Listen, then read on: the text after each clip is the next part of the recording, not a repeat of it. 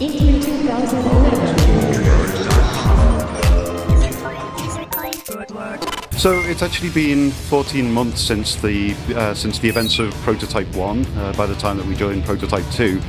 In Prototype 1 we kind of left off with Alex Mercer having unleashed the devastating Blacklight virus onto New York, and this time around we're taking a very different approach. We have a brand new main protagonist, Sergeant James Heller, and we're kind of investigating the impacts and effects of what Alex Mercer did in the first game, how it impacted New York, and more particularly like what it's done to the life and character of this new character that you play in the game. So for us, the Prototype universe was never really about a single character. It was never just about Alex Mercer.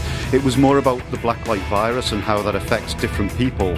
And so we felt that this time around we wanted to go with somebody brand new and basically view the world through the eyes of a different character.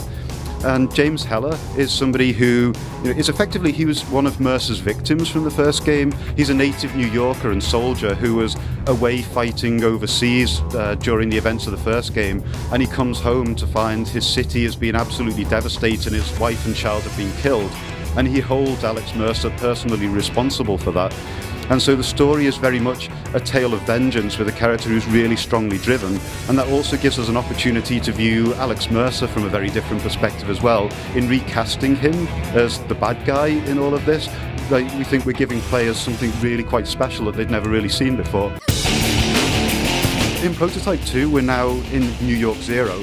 The New York that you and I know has been utterly devastated by the virus and is now pretty much unrecognisable from what it used to be. This time around, it's split into 3 different land masses that we're referring to as the red, green and yellow zones. And the red zone is what used to be Manhattan, and this is an area that's now sort of full of shattered skyscrapers with huge holes punched through the middle of them, the tops cut off in places, and then these enormous viral tendrils that have burst out of the ground and wrapped around the buildings.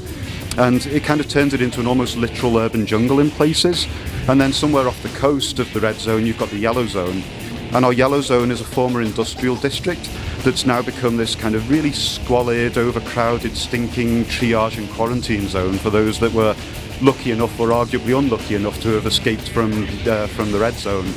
And then finally we've got the green zone. And the green zone it's where Blackwatch has set up their base. And so it's an area where it's subject to really heavy, brutal martial law, and Blackwatch are really ruling over it with an iron fist. And it's against that backdrop of these kind of 3 very distinct zones, each with their own look and feel and gameplay, that the story of James Heller versus Alex Mercer plays out.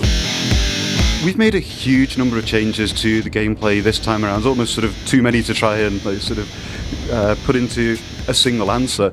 But really one of our key pushes has been for accessibility, taking the core of what was incredibly strong about the first game. There was so much about it that we were really proud of and we felt worked really well, but there were an awful lot of rough edges and a lot of things that kind of put players off. So this time around we're looking for a much more polished, rounded experience that anyone can get into and not just the hardcore. We're showing an awful lot of really cool new stuff at E3. I guess obviously one of the key things that we're showing is our new green zone that I spoke about before, but there's also, from a combat standpoint, we're showing off a bunch of new enemies in the form of our spiked brawlers and our juggernauts and a massive new entity called Tiny.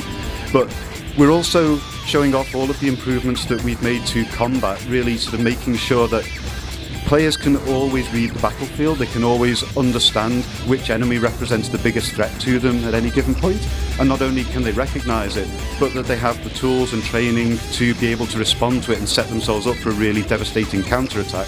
And what's really exciting to me about that is that we can retain all of those enormous, iconic, really cool battles that people remember from Prototype 1, but we can give the player so much more control over them and make them feel really dominant and, effectively be the ultimate shape-shifting badass. So multiplayer was definitely something that we thought about at the beginning of the project. It's something that we discussed, and I can certainly see the appeal of multiplayer within the Prototype world.